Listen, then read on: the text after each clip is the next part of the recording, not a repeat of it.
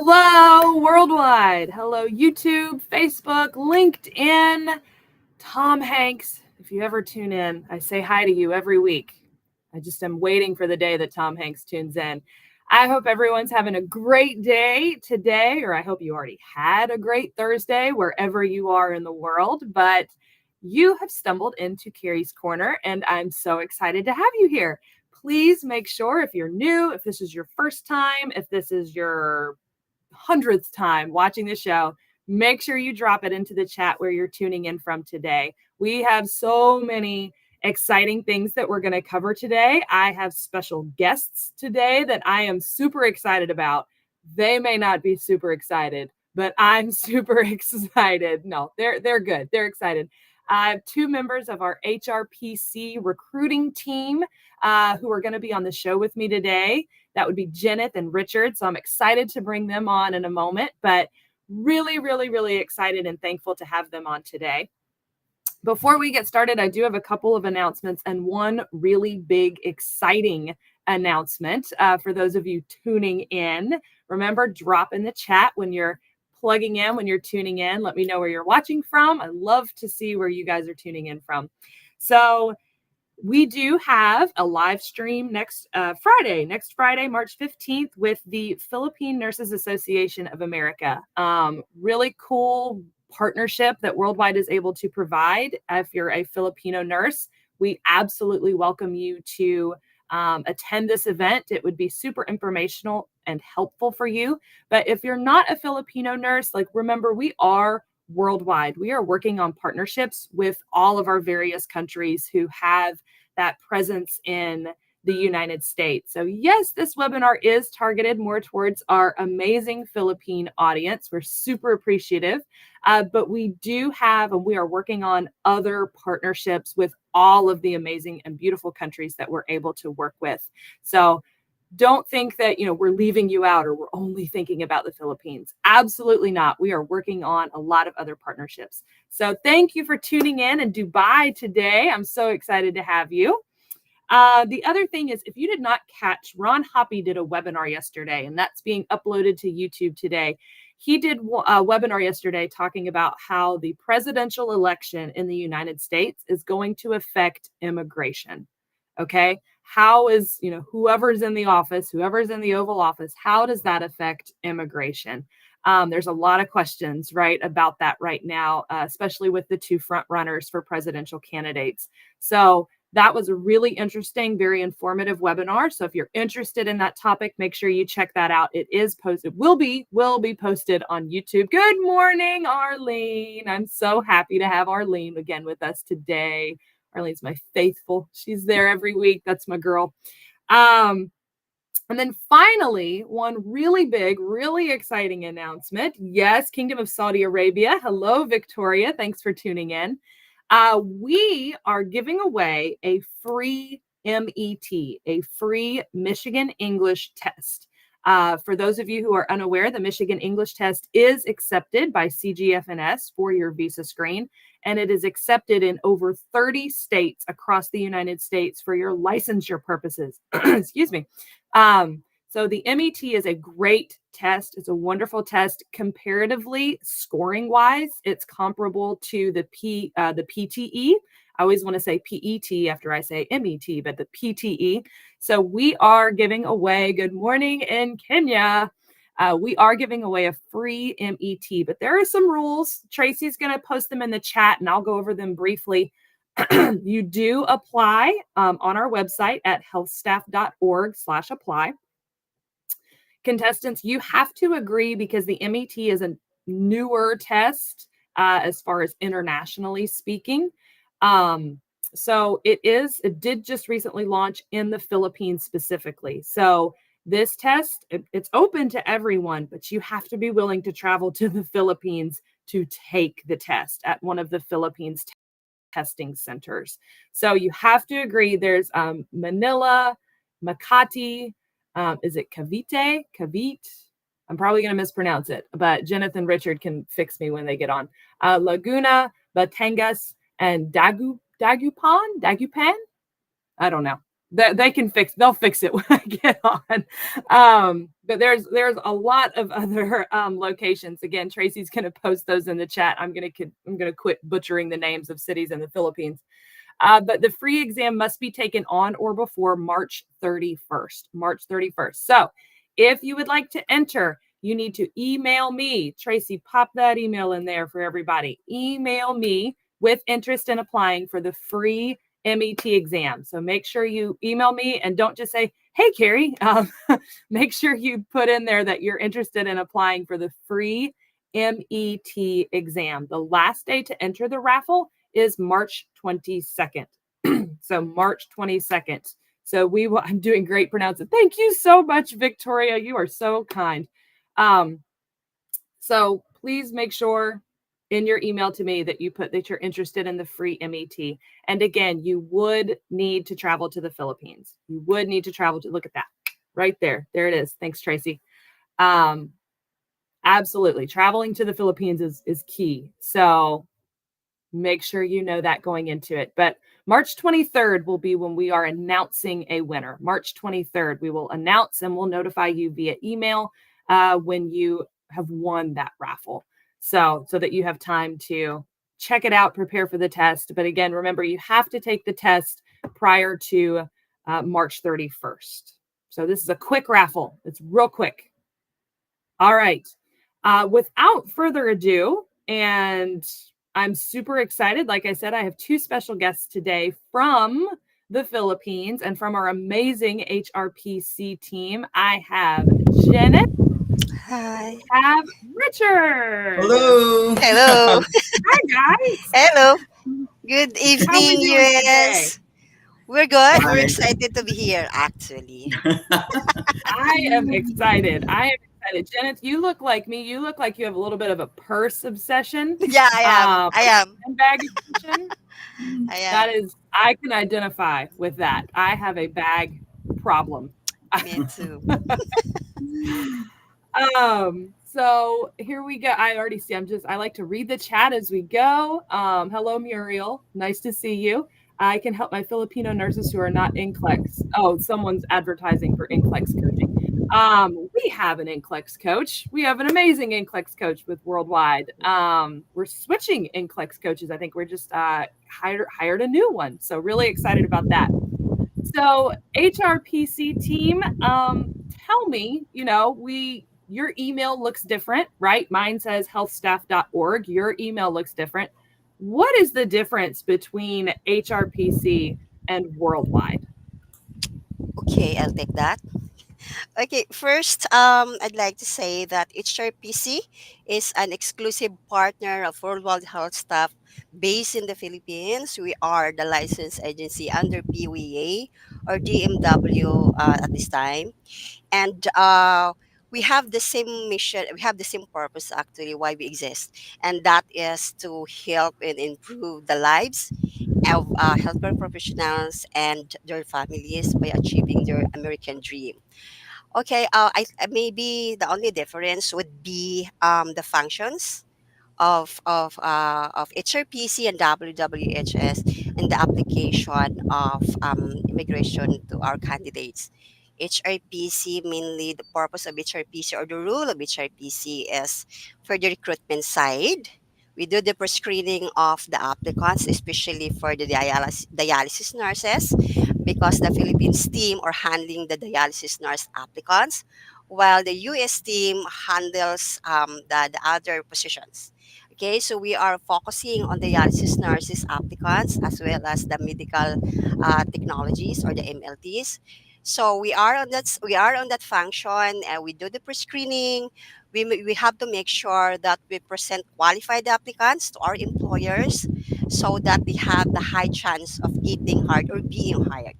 So once we are in that difference in that function, and then once they are hired, we will forward your application to the WWHS team or the case management team. So the WWHS team, they are on the case management side of the immigration application of our applicants. So as we all know, immigration application has lots of paperwork, and lots of stages before you reach on the embassy interview stage. So the WWHS will alleviate that stress to the applicants, and in as much as possible, we want to make sure to have an easy transition to the US. And also, we want to, to how do you call it?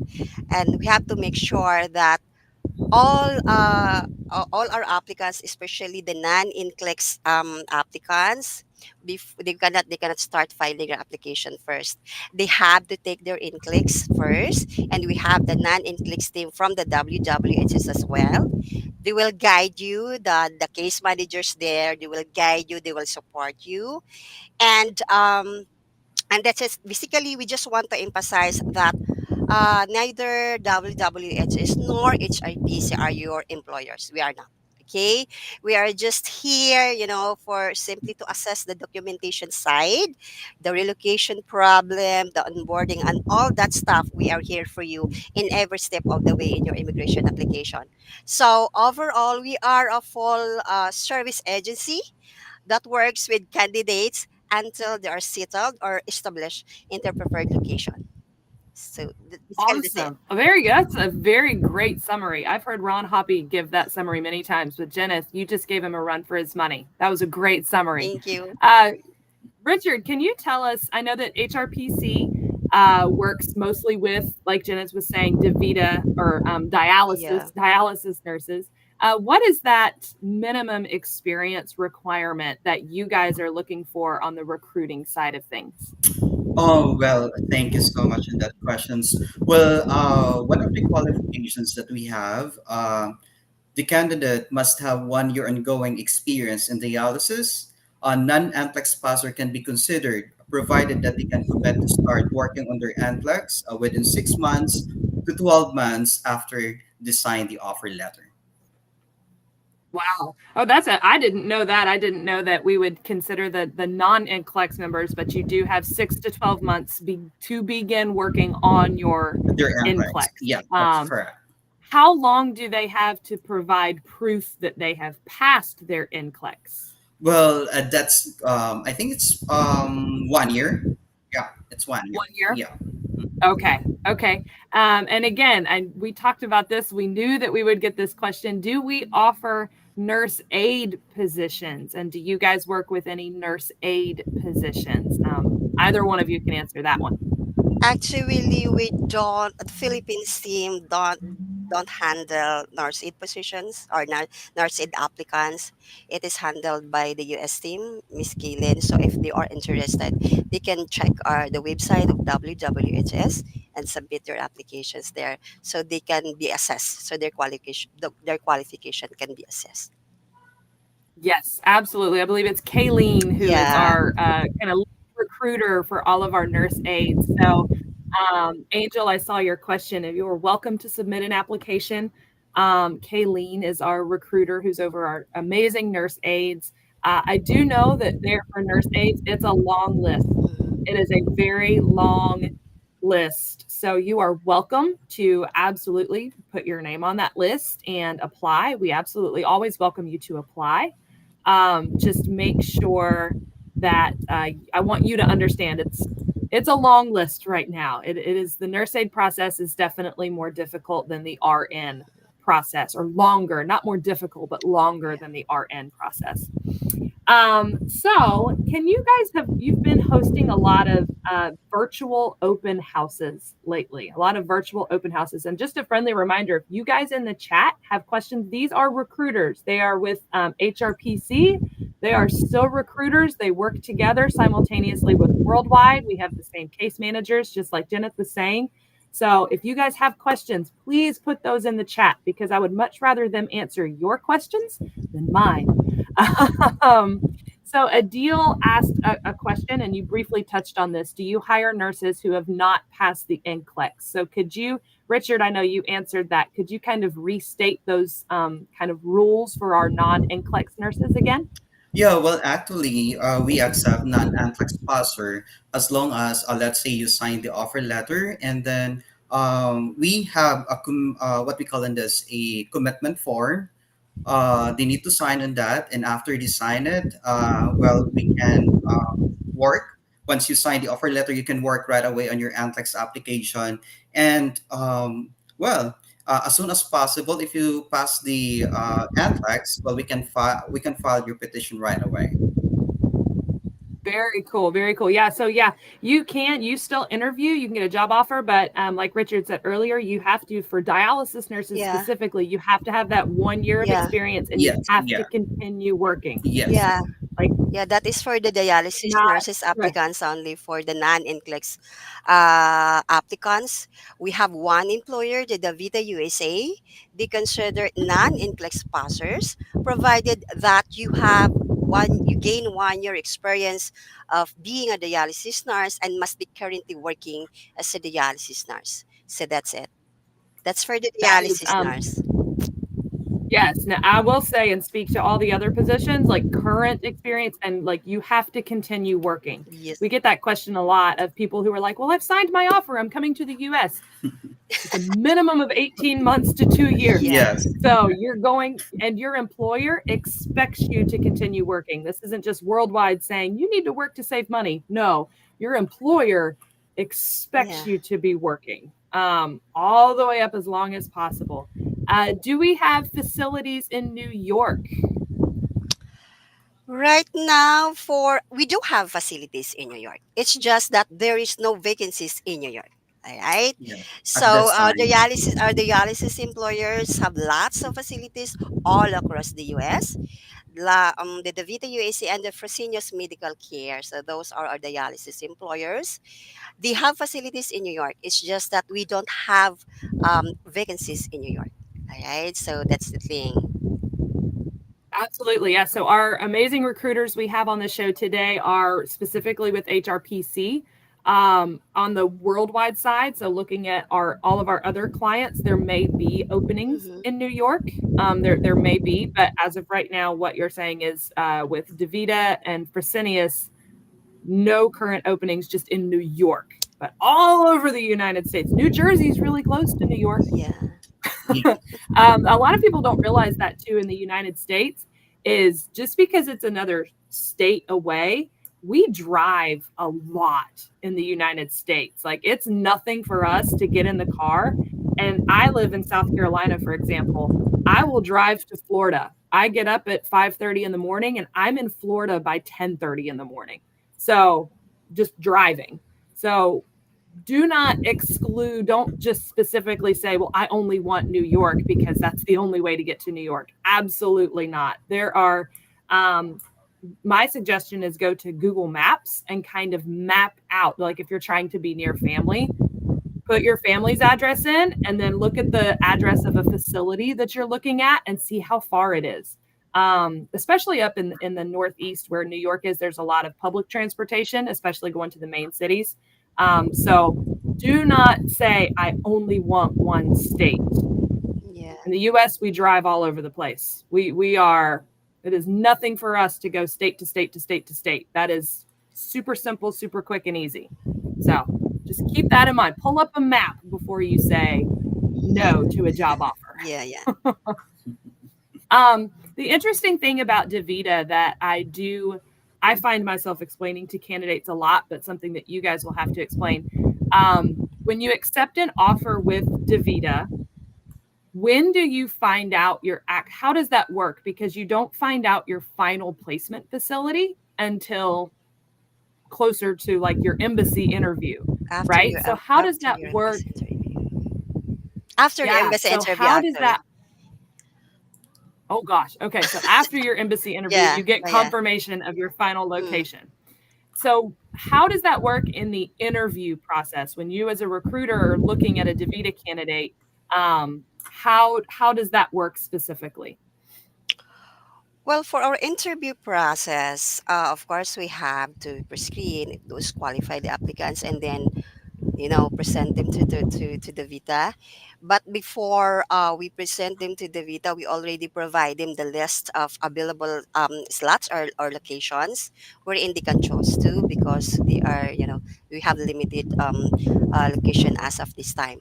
Now, the Vita USA, they have a unique way of issuing your initial location. So they are more on the Palmer's team or the Palmer's group.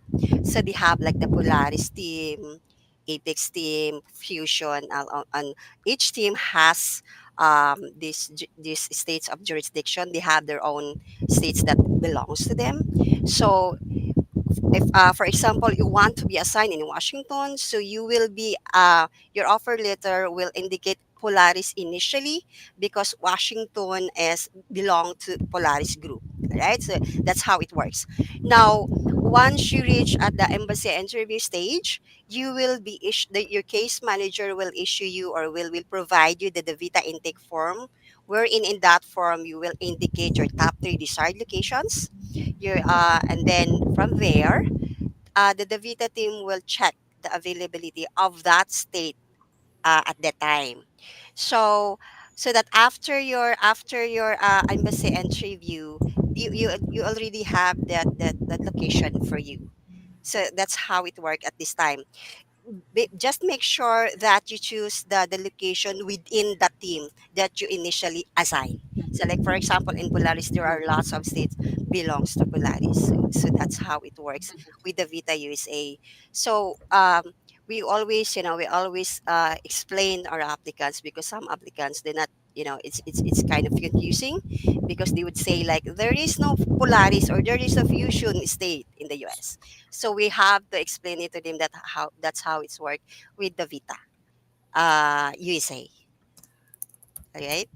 That is Is that clear? what are so that was completely clear. So, Richard, what are the odds of you getting your first choice? Like, how often would you say, out of 10 nurses who have applied to DaVita, how many of them get their first choice? Well, actually, some of the candidates are they are very interested in, especially in Polaris Group, and the other one is Avanti. For Avanti, well, actually, it's under the like in New York, and for Polaris, the like California. So some of them just like a 8 out of 10, they like California. Oh, okay. Oh, okay. So when you've accepted an offer with DaVita and you put down, let's say that they're with Polaris and they put that their first state is Washington, their second state is Oregon, and their third state is California. What are the odds, or what's the likelihood that they'll get Washington, that they'll get their first choice? Actually, we are not. Actually, I can say that we are not in a position to give them the guarantee that they are going to get that discharge state that they want, because it is with the case management team when you Correct. reach at the after the embassy interview. The odds would be like if they have relatives in that particular state, like for example in Washington. So they really want to be assigned in Washington because we have our relatives there, or my parents live there. So the Vita USAs, they are a company with very considerate as well. So if you have relatives in that particular state, they're gonna put you there. So it's more they consider more if you have your relatives in that desired state specifically, they will really find a way that they will please you or they will assign you in that state that you desired. Wow, that's awesome to know. I always wondered that. I talk to nurses every day who are DaVita Mm-hmm. candidates and they don't know their final location, but they seem to have a good idea of Yep. where they're going. Yeah, So yeah, I'm like, how do they know? Like what does DaVita do that kind of gives them some comfort of we don't know 100%, like we can't guarantee it 100%, but there's a good chance you'll end up. So it's good to know that if you have family in a yeah. certain state, it's always important to let them know, like, I have family there, Yes. it's going to help me Mm-hmm. feel comfortable, feel more comfortable there. So we have a few questions from the chat. So Betty, we have already talked about nursing assistants and CNAs. You are welcome to apply. but there is a long waiting list for nursing assistants. It's a much shorter process if you are an RN. So you're welcome to go back and check that out. A Pakistani nurse working in Kuwait, very, very cool a deal. Interested in applying. Tracy has already responded to that. Um, absolutely. One of the questions we had, and I know it's one that you guys get a lot, do we provide any assistance or sponsorship in terms of exam fees, preparing for the NCLEX, English proficiency, anything like that? So, what about assistance or sponsorship? Well, as far as I'll take on that. As far as we know, the non-NCLEX team of WWHS has this program of NCLEX sponsorship. It's just that you have to undergo a qualifying exams before you can, you can be one of its scholars. So we just don't know how the mechanics, it works, but definitely they do have, they do offer programs like that, the WWH's team. Yeah, absolutely. And I can say that as far as the English exam is concerned, some employers will reimburse the cost of your English exam, Hmm. but not all employers offer that. So I can't say, I can't speak to, as it depends on which employer you get and their the package kind of. When you are talking to a recruiter, that's one of the Yeah. questions you want to ask is, what is the package? What's the relocation package look like? And what is the reimbursement package look like? Because it differs from I'm sure Fresenius is different than DaVita. Yeah. And it differs from facility to facility, from state to state. They Hmm. all have different processes. So even if you're with DaVita and you've accepted offer with, a DaVita center in Washington, that onboarding is going to look different than DaVita in New York. Is that correct? It's I'm good to it's go in it's saying that. I just want to make sure I'm putting the right information out. it's more on, it's different from employer to employer. It's not the location, it's from employer to employer. So like for example, the Vita USA, they don't have a reimbursement packages, while for seniors medical care they have reimbursement packages. And some of our other employers, they reimburse visa screen certificate once you secure your visa screen after you sign the offer letter. So those are the common offers of our U.S. employers. Actually, they are more on the reimbursement of the visa screen. But other than that, the NCLEX reimbursement and all that stuff, it differs. As of this time, the employer that reimburse NCLEX application fee is Fresenius Medical Care. They also reimburse the English exam application fee. So I'd like to reiterate that it is only the application fee.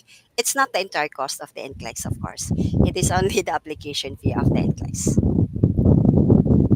The actual NCLEX is not a cheap test. Yeah.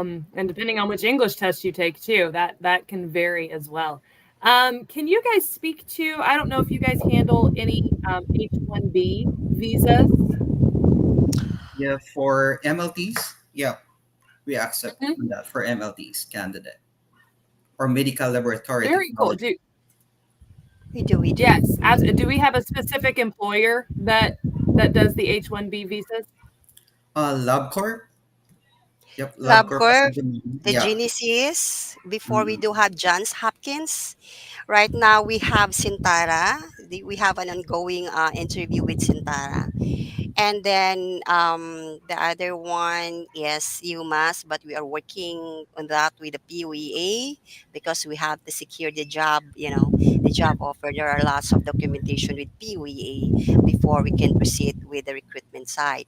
So we do offer H1B, of course, and we have, as of this time, actually H1B is two kinds. So those are CAP exam and the lottery side. So when you say lottery, you have to undergo a lottery which will be held maybe on first week of April, and the other one, the CAP exam, employers, meaning to say they can hire any time of the year for the H1B applicants. But yeah. But yeah, Okay, we do what do hire. you need? Yes. I know that, yeah, for the H-1B visa, you have to have quite a few documents already Yeah. completed, right? Yeah. Yeah. What are those documents for the H-1B? Visa screen, the of course the English exam, PDE or IELTS or any English exam they can provide. But it depends on the I think it depends on the employer. Yeah. They must. They may, Yeah. Yeah. They must also have a ECPI certification or certified. So that's one of the requirements really of our MLT. So it's equivalent to NCLEX. The EACPI is equivalent to NCLEX actually. So they must have that certification before we can present them to our MITIC employers. Now for the H1B lottery employer, we accept applicants that the who does not or who have not visa screen certification yet, but for those employer that cap exam, the qualification would be you must have EACPI certification, and your visa screen certificate must be secured already before we present you to our MLT employers. Very cool, very cool. And if you're an MLT out there and you're looking at going that route, I would strongly suggest you take IELTS or TOEFL, Mhm. just because those are the two exams. I know everybody loves the PTE, and the MET is up and coming, and OET is very big in the United Kingdom and Australia. But here in the United States, IELTS and TOEFL are still the two most accepted English exams from a state to state perspective. So an English exam can determine, where you can be employed. So that's my advice. Probably the advice of HRPC too is Mhm. IELTS or TOEFL is going to be your best bet.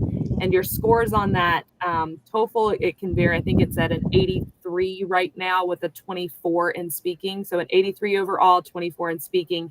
And with IELTS, it's a 6.5 overall with a 7 in speaking. So those are those target scores for IELTS and TOEFL. We did get a great question that I'm sure maybe as recruiters you guys get a lot. How much can a nurse earn as a registered nurse who has taken the NCLEX per hour in the United States? well, it Richard? depends. Well, it depends on the state. Yeah, well, it depends on the state. We are basing on the prevailing wage on that specific state. Can you explain? Because that's a term that maybe our nurses aren't familiar with. It's one we use a lot, I know, in our line of work. But can you explain real quick what is a prevailing wage? A prevailing wage determination, or the PWD, that is required for an employer before they can hire an international applicants or international nurses or or other position. When it comes to as to how much they are going to receive, it really depends on the geographical location. It depends also on your experience, number of years of experience. But each employer has their own career ladder scheme, or how they are going to, to give the salary or the wage rate of each applicant. So we cannot say, because we were afraid that we might be misquoted by the applicants, like, hey, the recruiters say that I'm going to receive such and such. So we are not in a position to say that you are going to receive this amount. We can give you the range. We have that, actually the United States has this link wherein you can check on your own as to how much would be the prevailing wage in that particular state for the registered nurses.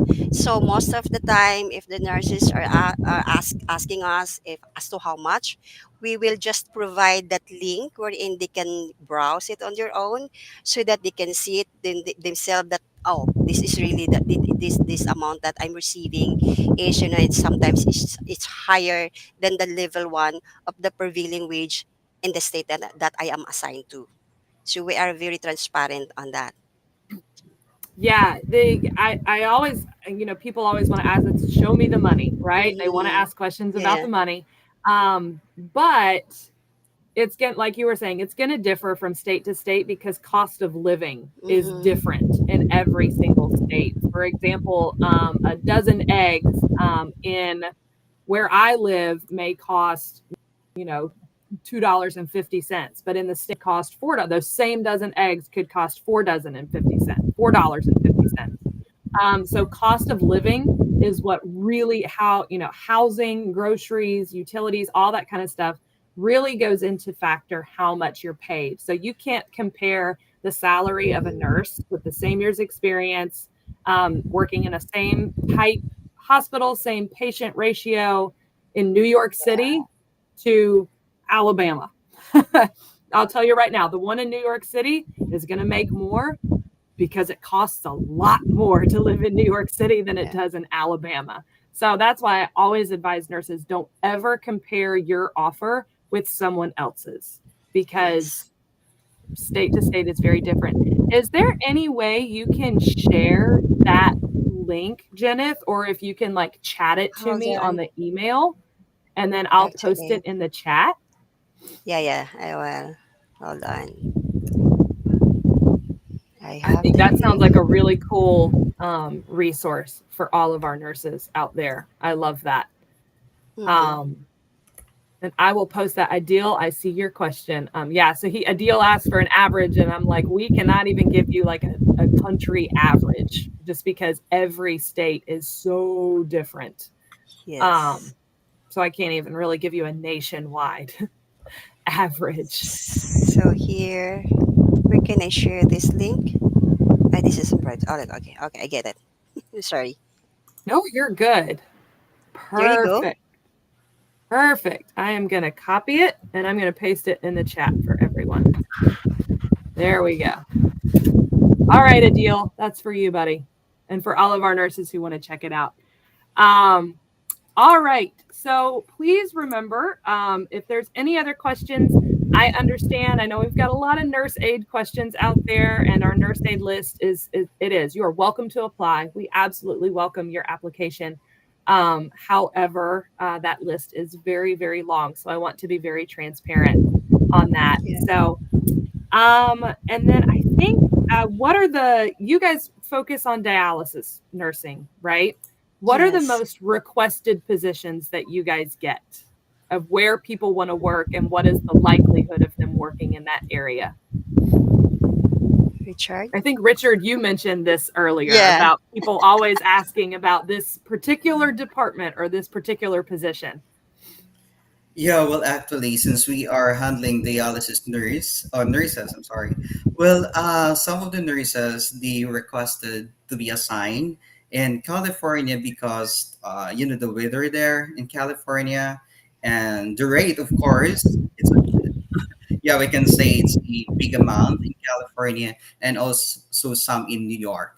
They wanted to be assigned in New York also. Mm-hmm. Yeah, absolutely. So as far as departments, like nurses, if they say, I have experience in med surge, but I really want to work in the NICU. Like a lot of nurses seem to want to work in the NICU, which I don't blame them. You're with tiny little babies all day. How often do you see, or do we hire for specifically NICU positions? It's very rare, actually. We only have like one or two employer for NICU position. That is Kiefer in North Carolina. So this Kiefer is the only one that hires NICU. CH1 in a Blooming, actually. But they don't have to worry because our recruitment team, once we receive their application and then we assess their qualifications, our team will provide you the resources or the link for our upcoming interviews. We have that resources wherein our applicants can just browse, can choose their employers, but of course it must be matched with their qualification. We do have the list of upcoming interviews. We provide that to our applicants actually. Yeah, so it's very important to apply so that you can get to that list. Like, we're not just going to post it on social media. You have to apply first. Have to apply first. So if you want to see that list. Mm-hmm. So thank you so much. There's one other question that I see, and I know we get this a lot, is regards to retrogression, right? Do we switch an EB3 visa to an EB1? I think, do you mean an H1B? Maybe. I think maybe they mean an H1B. Perhaps. But as of right now, no, we are not switching our EB3 visas. We're not. That's kind of it's not an easy switch, Yeah. right? It depends. The type of visa you're applying for goes to a very specific U.S. government office, and it's not like people sitting next to each other at a desk like, oh, this person wants to switch to an H1B, here you go. Like it's actually a really really tedious process. Yeah. But we do have the H1B, where we then go and file for like the adjustment of status. We also have AOS, or Yeah. adjustment of status, as well. So I love the emergency room. So what do we tell nurses? This will be our last question for today.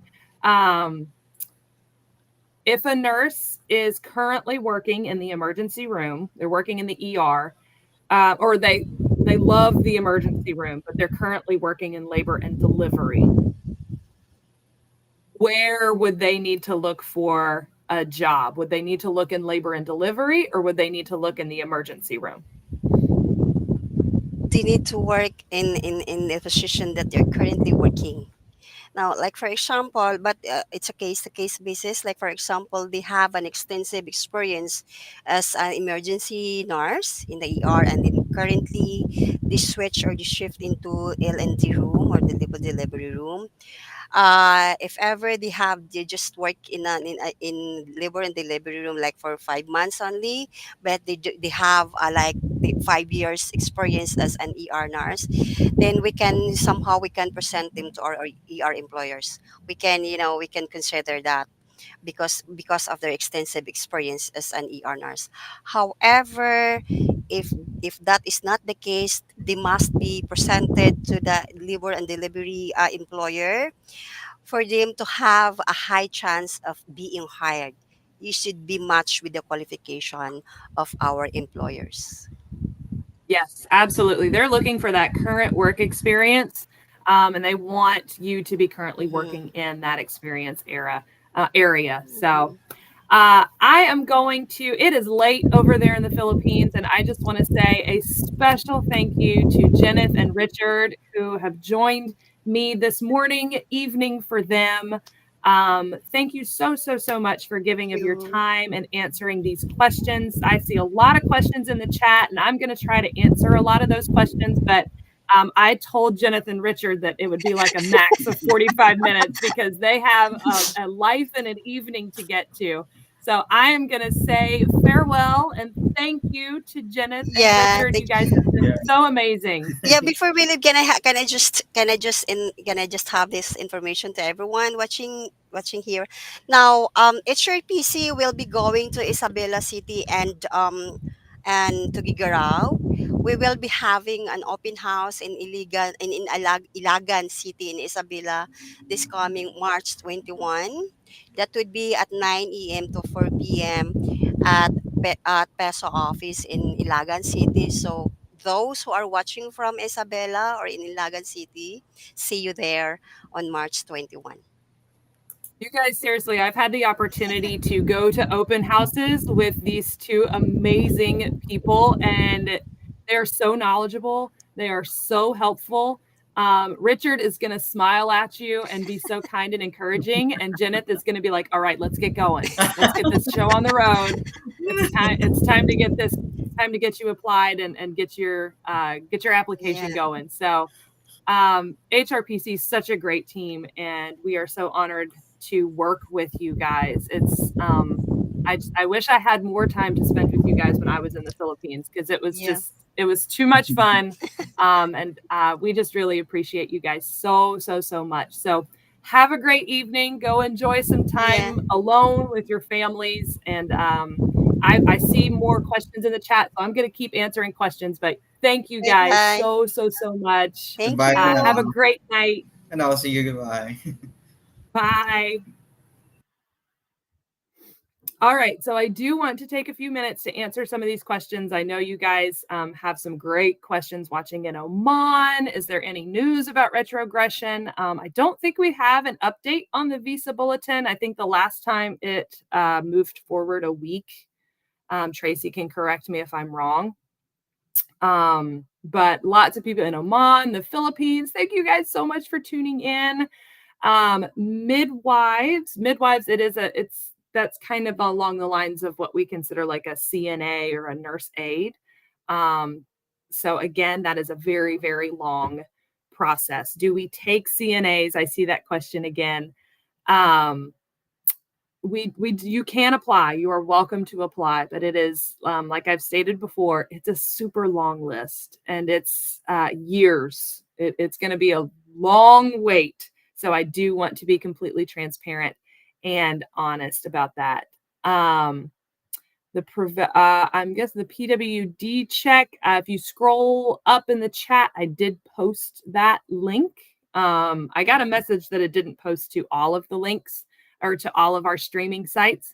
So if you need that link and you can't see it where you are, where you're tuning in from or the platform you're tuning in from, you are welcome to email me and I will share that link with you. Absolutely, 100%. Our host has been very, very busy answering questions on my behalf. So hello in Pakistan. Thank you so much. Can you apply if you've not started with your NCLEX journey? Yes, you can. That's what my amazing guests today were talking about. You can apply, but you sign basically like a contract that says within 6 to 12 months, you will have your approval to test, showing that you are going to take the NCLEX. So you can apply if you've not started your NCLEX journey, but you do have to be ready within 6 to 12 months to go and take your NCLEX. So just know that. Can you apply while you're on the process of an NCLEX application? Absolutely. Absolutely. You are welcome to apply if you're on the process of an NCLEX journey. Before applying, do you need no, you do not need a visa screen to apply for an EB3 visa position. So please know that that's a common misconception. You do not need your visa screen before applying for a position. We will help you. Our case management team helps you through that process. The visa screen is a time-sensitive document. Your visa screen is only good for 5 years. So it's always important to take those time-sensitive documents into consideration when you're starting your application journey.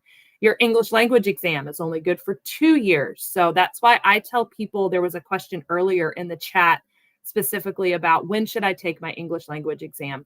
And I like to tell people that would be stage 4 of the process. So that is when they're called your I-140 documents. That's like your petition documents.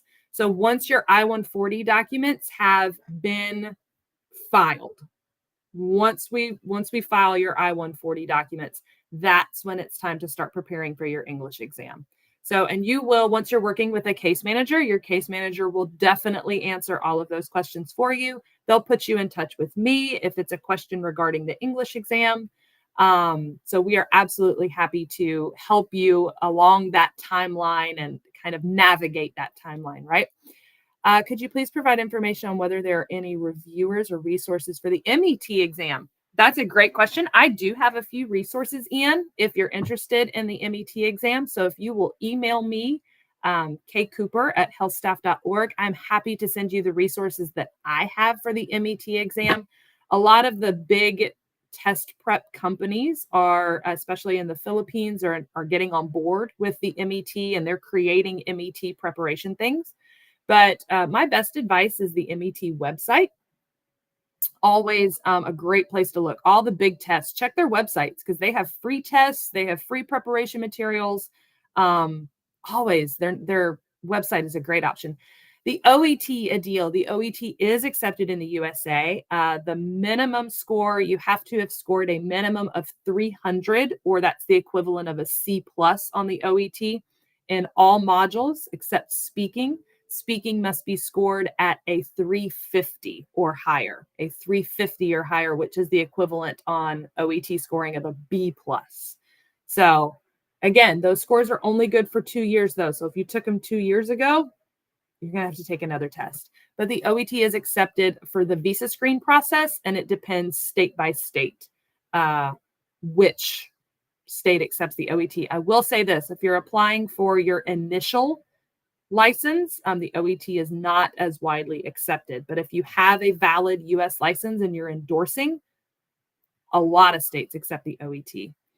OET tutor tuning in. Hello, Helen from the absolutely. Thank you so much for tuning in from the United Kingdom. I am absolutely flattered to have you tuning into the show, Helen. Thank you so much. I have so many great things to say about the OET. I will frequently say if I was a nurse and I had the option, I would take the OET just because it's a healthcare based test. And yeah, it is only a 350 for the 350 for the speaking portion and a 300 and that's for RN specifically. Now, if you are a physical therapist or if you have a different medical field, then the scores are different.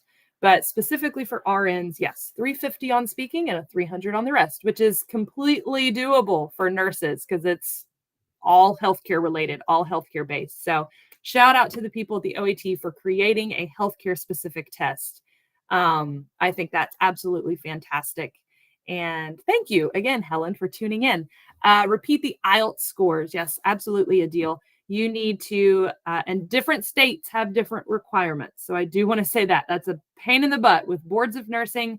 Different states have different requirements. So CGFNS requires a 6.5 overall band score and a 7 in speaking. CGFNS does not, and most boards of nursing do not accept combined scores. So you must obtain these scores. This is true for all tests. You must obtain these scores in a single test sitting. The only test that's kind of different is the TOEIC. And that's because it's offered in 2 separate test sections with reading and listening, and then speaking and writing. You take them on 2 different days. So very important to note that CGFNS does not accept combined scores. I did get confirmation of that this week. What state for our we need nurses all over the United States. All over the United States for dialysis nurses. Depending on which, we have 2 big dialysis companies that we work with. So it will depend on their job openings. But the only way you can find out is which states are hiring dialysis nurses right now, Gina, is you have to apply. It's the only way to find out. You have to apply. Hello in Canada, specializing in hemodialysis. You have an RN license. Compact license in the United States. Yes, Worldwide does help with all of that processing. We have a whole licensure team. And we are, I know with Canada, it's actually an easier process as well. And it's going to be really easy if you have a current RN license in New York. So please make sure, submit your application for us. That would be amazing. That would be super awesome. You got the mandatory score for the MET and continue your process. Yay! That's fantastic. I love hearing that. Congratulations, Laura. All right, ladies and gentlemen, that we are almost to an hour. So that we have to wrap up the show today. Thank you so much for tuning in. Thank you again to our HRPC team members who were so informative. I don't know about you guys, but I took notes. I learned a lot. And finally, remember, if you would like to be entered into the raffle to apply for a free MET test, remember, you have to be willing to travel to the Philippines, but please apply. And the way you can do that is you have to apply online, because we will check to see if you have applied. And you also have to email me if you're interested in applying for that free raffle. So I'm ready for my inbox to just blow up with, I want to take the MET. So I'm prepared for that. We will be announcing the at the end of that raffle. You will have to take your test before March 31st. So all of that information. If you missed any of it, scroll back up through the chat. Tracy's posted it on there. So really excited about that MET offer. So thank you so much again, everyone, for tuning in today. Make sure you catch, if you kind of caught halfway through, make sure you catch the replay of this on LinkedIn, YouTube, and Facebook. We are so thankful that you tuned in today. I felt like it was a great show. Hopefully it was really informative to all of you. Adil, you are more than welcome to pop on with any and all of your questions. I'm here every Thursday. So thank you so much. And a friendly reminder, don't face the corner, face the world.